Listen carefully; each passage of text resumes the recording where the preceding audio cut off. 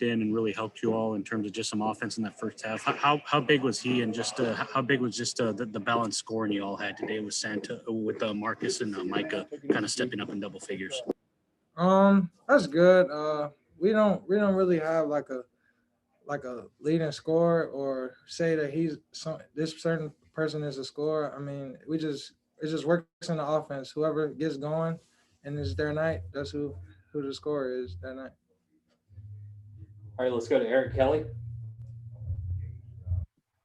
Terrence, Mac had a couple nice passes. I know one no look to you that you looked pretty hyped up afterwards. What does he do on the ball that gives you guys confidence on offense that if you get open, he'll find you? But we know like teams key in on Mac because he's a great scorer. So he's just trying to like find ways to get assists through the offense, and he's doing a great job at that right now. He wasn't really going on the offensive end, so he just found a way to get his teammates open and his teammates baskets. And as you can see, he has 6 or 7 assists tonight. For you, how are you finding your balance of scoring in terms of getting to the hoop versus maybe taking jump shots? Are you trying to take some more jump shots, or are you just trying to work within the flow of the offense? I just take what the defense give me. If I feel like getting to the basket, I'm gonna get to the basket. But if they really like just sag off, I'll shoot it. Defensively, what kind of groove are you guys in right now? Another game where you guys held a team under 60. Does it just seem like you guys are all on the same page and moving as one on that defensive end? I don't like how we gave them 57 points. I feel like we should have held them under that, lower. But I mean, we got the job done, and we just got to play better defensively. It did okay, but I feel like we can get real better. Let's go to Ronald Clark. Final question for Terrence. Not necessarily, you guys' normal non-conference schedule, but how do you feel like you guys, fared in this conference preparing for Big 12 play? I feel like it was good. Our coaches did a good job getting us good teams. We had the one loss to Houston, and I felt like that helped us a lot, good and bad. But overall, we had a fair share, and we got good opponents. We did what we needed to do. All right, appreciate it. We'll be right back with Coach Beard. Thank y'all.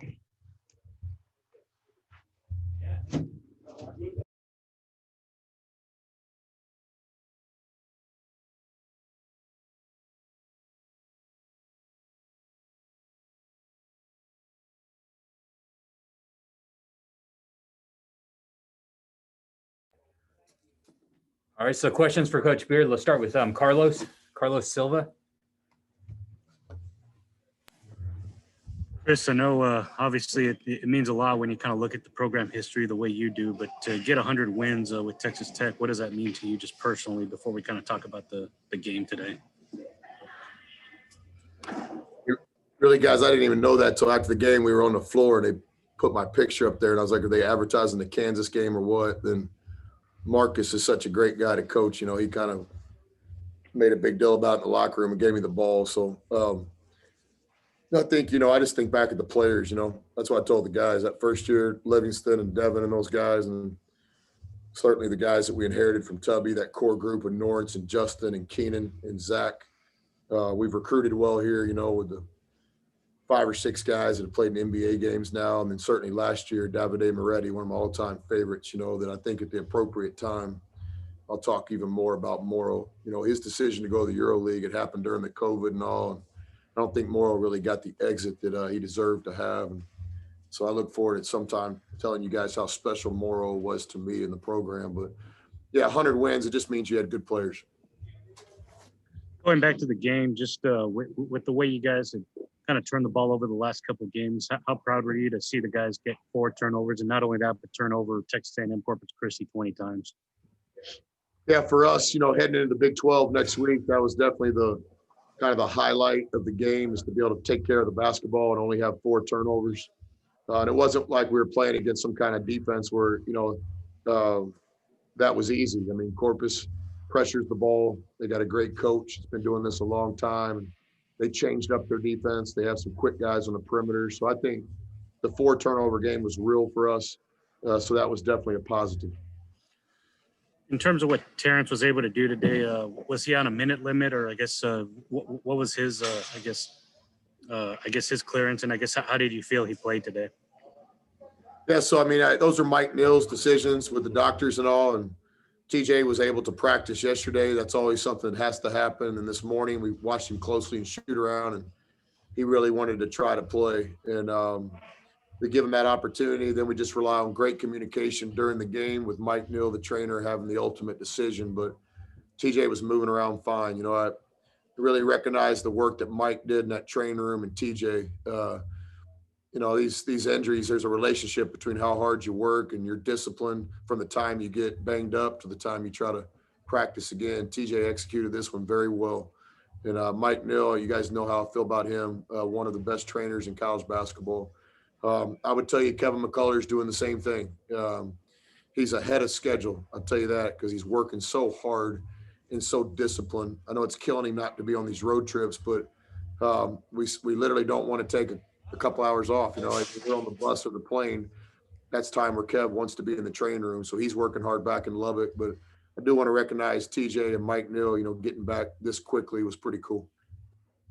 And last one from me, I guess, just with Mac. I know obviously he's kind of struggled to get to scoring totals in the first half, but it seems like he's found other ways to help the team. Just if you could just speak to the way he's been able to just find his assists with the 6 today, no turnovers, and being able to really kind of impact the game with his defense as well. Yeah, I think in a lot of ways the definition of a professional is don't get too high, don't get too low. It all goes hand in hand, right? And we got to have some pros here to compete in the Big 12, and Mac is one of those guys that has the talent and potential to do it. So I would tell you that he hasn't gotten too high or too low. He's had some great success, you know, a 20-point game on opening night on 9 shots, and then there's some nights where the ball doesn't go in. That's basketball. I mean, the best player to ever play the game made half his shot. So the objective here isn't to make every shot every night. But tonight, you know, you go 6 assists, 0 turnovers, 3 steals, and 4 defensive rebounds. You know, you're putting a complete game out there. And a lot of his shots are in and out. So me, guys, I never even address it or panic it unless there's something going on with the process. Now, if a guy's not working, it's time to talk. But Mac is putting in the time. Everybody in our roster believes in the shots he's taking. You know, we're going to be fine there. He keeps popping out 6 assists, no turnover games, and 3 steals. Then, you know, we're going to be a good team. Let's go to Aaron Kelly. Coach, you give up under 60, but afterwards, Terrence seemed kind of disappointed in the defensive effort. Where do you think you guys are at in terms of your defensive progression as a team? But to be a good defense, there's all sorts of things in it. You know, other teams' field goal percentage, ability to cause turnovers, your ability to make plays late in the clock, your transition defense. I mean, it's a body of work. And I think with us, we've got some really good things going on in our defense, and we've got some things that we've got to clean up. And I think, you know, we also have a lot of confidence in those guys that came in at the end of the game. You know, on this year's team, we don't have a red shirt. We got a role for every guy. So I think the 5 guys we had at the end, you know, the defense weakened, and that's not by design. I mean, those guys are expected to go play Texas Tech basketball. They do it every day in practice. TJ's a guy that wears his heart on his sleeve, and he cares about others and the team. He really doesn't look at individual stuff, so it makes him special. And I think he was a little disappointed at the end of the game how the defense was going down with those guys. Not disappointed in those players, but just, you know, we own it as a program. You know, you got 5 guys out there guarding, but we're all invested in it. You know, this is a team. So I think the end of the game defensively, I don't want to speak for TJ, but I mean, it's disappointing for all of us because, you know, we got to roll for those guys. You know, like Avery Benson's supposed to be a guy that can come in late in the game and make free throws when it matters most. That's gotten away from him a little bit, but that's the plan, to put Avery, our most experienced player, in the game late. We get the Big 12 to make free throws. And then all those guys, you know, Vlad, there's a role. Vlad's got to be our 3rd big right now. And, you know, he'll need to play in the Big 12 for us to be successful. Let's go to Joe Yeager. Yeah, Coach, could you just talk about the state of your offense right now going into Big 12 play? Yeah, I mean, I think tonight I like a lot of things. We get 3 guys in double figures. We get back to that fourth guy at 9. So in normal minutes, we got 4 guys in double figures, 5. We're getting balance. You know, we're one of the highest assist teams in the country right now, 19 assists tonight on 27 baskets. Thought we shared the ball tonight, you know, kind of highlighted by the way Mac was, you know, handling the game.